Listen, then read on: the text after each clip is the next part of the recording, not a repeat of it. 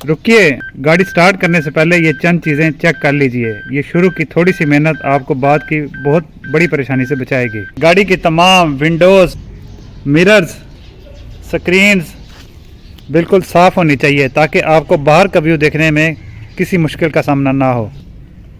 अपनी गाड़ी के नीचे देख लीजिए कि कोई फ्लूइड, ऑयल, तेल कुछ भी लीक हुआ ना हो। गाड़ी का बोनेट अच्छी तरह बंद होना चाहिए।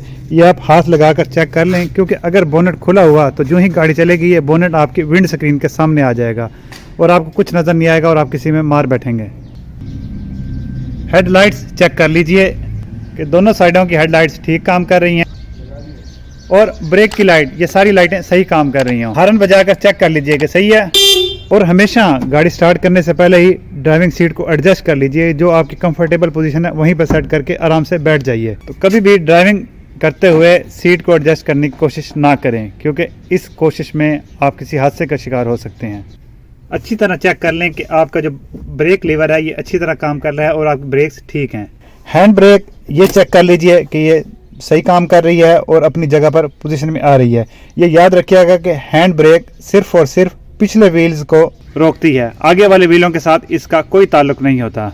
जबकि ये जो गाड़ी की ब्रेक होती है ये चारों व्हील्स के ऊपर इक्वली अप्लाई हो रही होती है। गाड़ी स्टार्ट करने से पहले ही जो शीशे हैं इनको अच्छी तरह एडजस्ट करके अपना व्यू क्लियर कर लीजिए कि आपको पीछे का व्यू सही नज़र आ रहा है। और गाड़ी स्टार्ट करने से पहले हमेशा सीट बेल्ट लाजमी पहन लीजिए। ये आपकी इंशाल्लाह किसी भी हादसे की सूरत में हिफाजत करेगा। इस चीज़ की तसल्ली कर लीजिए कि जो ही आप गाड़ी ऑन करते हैं वार्निंग लाइट्स सारी गाड़ी के ऊपर आती हैं और थोड़ी देर बाद ये ख़त्म हो जाती हैं। गाड़ी के अंदर मुनासिब मिकदार में फ्यूल मौजूद है और आप जहां पर जाना चाह रहे हैं और वापसी के लिए इतनी मिकदार में है कि आपको किसी परेशानी का सामना नहीं करना पड़ेगा। गाड़ी के टायर्स के अंदर हवा का मुनासिब दबाव मौजूद है, क्योंकि अगर हवा ज़्यादा होगी तो ये गाड़ी आपकी बबल करेगी, जंप मारेगी।